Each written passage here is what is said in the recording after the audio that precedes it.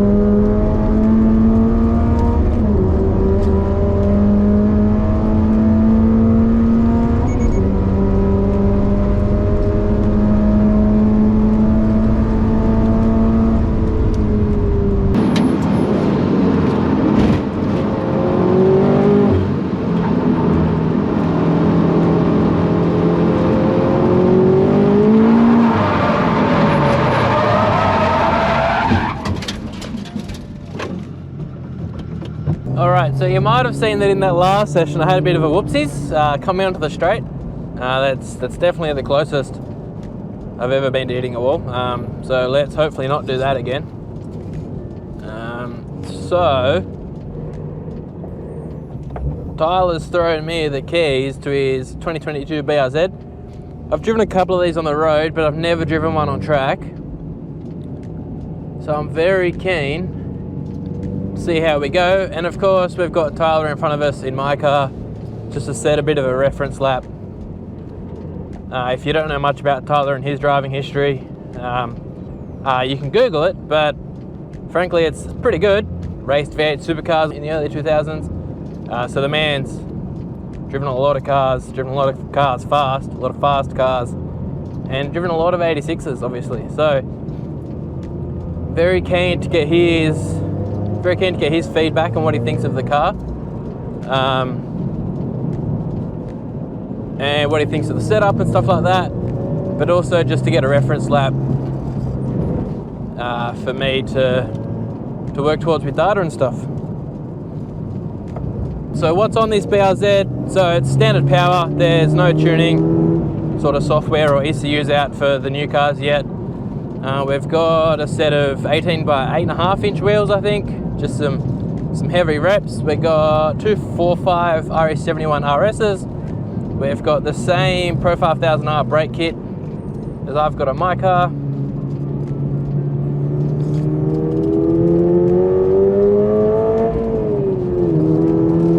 And we've got some Silver's coilovers, prototype SME exhaust, which actually sounds pretty good, and not too loud at all from in the cabin. And that's about it really. So let's have a crack.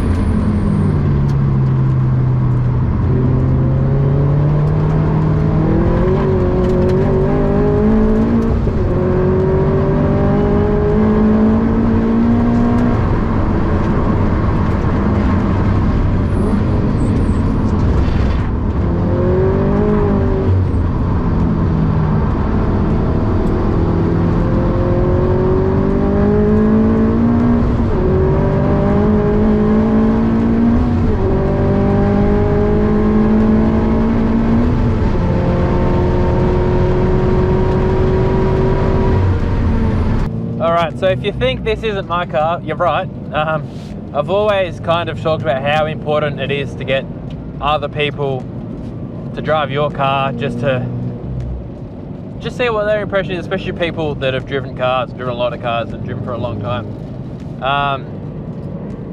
So Tyler took my thing out and said it was dog shit. So to the point where we think it's dangerous to keep driving it the way it is. And I've struggled with the setup and the thing for a little while. And what I think has happened is we're going so much quicker here than we are at Wakefield, and I've struggled with the setup at Wakefield, and I've been pretty upfront about that. But because it's so much faster, and because we've gripped it up with the AO50, where it's just exacerbating everything. So every little thing that's wrong, it's 100 times worse. So what we're doing instead is I'm now driving the BRZ. Tyler's in their NA car, the black 2-litre. And we're gonna have a little run together because they do a pretty similar lap time. So we thought it'd be fun to swap cars, chase each other, because they're within a second of each other, I think these two are. So we thought it'd be fun to just chase each other and hopefully show you where the new car's quicker than the old car. So that one's making 150 kilowatt E85 headers, full exhaust. This one's making, I'm not sure how much this one's making actually. Heaps more torque though.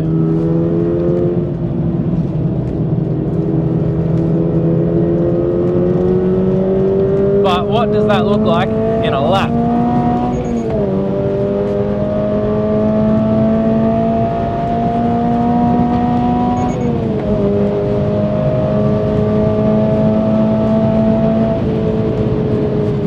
Yeah, right, so she really picks up in 4th and 5th is where you really start to reel the 2-litre car back in.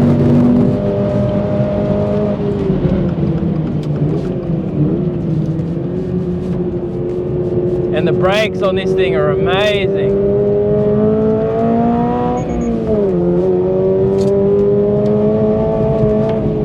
Oh shit, I've not turned traction control off.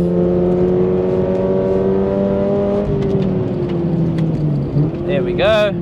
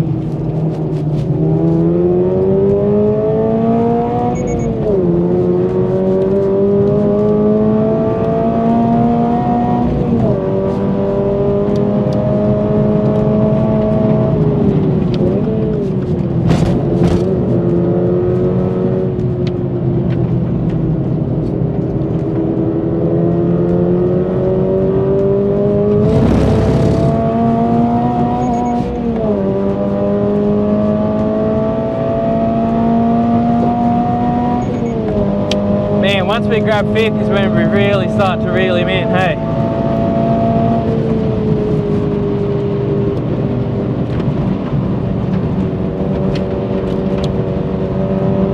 Yoo-hoo!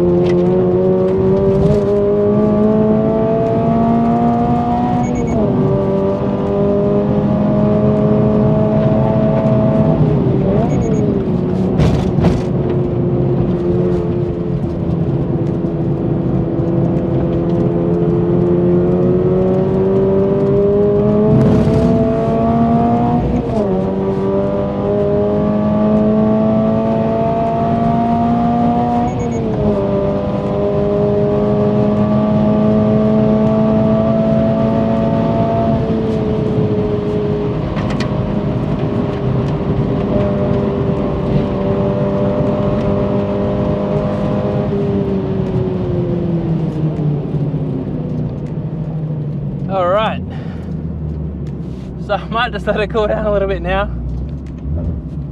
We caught up to a bit of traffic again. It was at a 48.4. I'm pretty chuffed with that. It's still a second off where Tyler is, I think, but it's not my car. And there's a lot to be said for driving someone else's car on track that's not yours.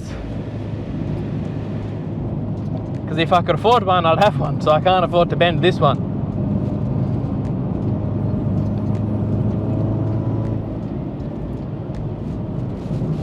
Oh, these things are awesome. So yeah, I think everyone should go out and buy a 2022 BRZ or GR86. I know they're not easy to come by at the moment. In fact, they're bloody difficult to get. But these things are awesome. Like a 48.4, that last lap, I'll have to have a look at it, but it flashed green at me, so I know it was up. I just don't know by how much, but it definitely felt quick. Man, these things are awesome. And you're gonna upset some bloody expensive cars with it too. And it's cheap. Like, this is a $40,000 car, 42, I think, including on roads. That's a cheap car these days. I know they're hard to get now, but 42 grand is a cheap car in this day and age. So if you can get one, buy one. Do yourself a favor. Alright, so once again, I've started a video at the track and forgotten to finish it at the track. So we're back in the driveway now. The 86 is on jack stands up in the air. I'm just having a quick look at it to make sure there's nothing obviously loose or bent or missing, just to see if I can find an obvious source for the issues we're having. Watching back through the video that I've now edited and realised I didn't finish, I also realised I kind of glossed over what's going wrong and the issue with the car.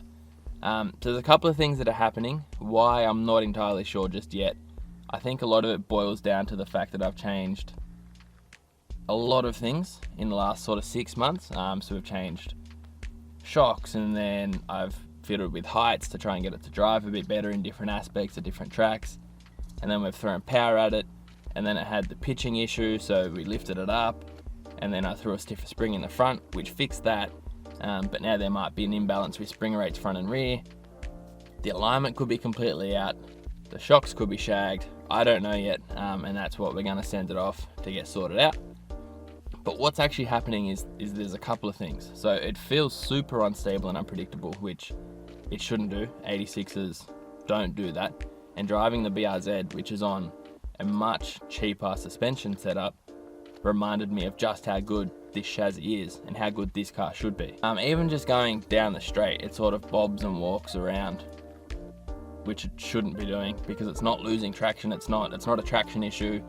It's definitely a setup and suspension, and so it was definitely an eye-opener. It was great to get Tyler in the car to confirm that I'm not completely losing my mind and I haven't lost all ability to drive a car, and that I can't pull a lap time out of it because there's issues in the car, not because I've just gone shit all of a sudden, which is nice. It was also great to get a drive of the BRZ, so thanks to Tyler and PVS for that opportunity.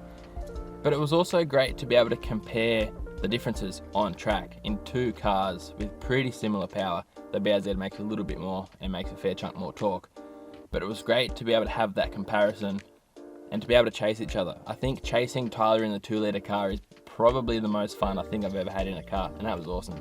Between the two of us, we're looking forward to doing more of that content, more of these sort of track day vlog type videos, just to give an insight of what we're getting up to, and also some more comparison sort of stuff between the 2-litre and the new car, because I know there's not heaps out there, and there's a whole bunch of people at the moment looking to get into a car to do track days in. And do you wait for the new car, or do you spend half the amount and buy a 2-litre and then modify that, or who knows? So that's what we're hopefully going to try and help answer the question.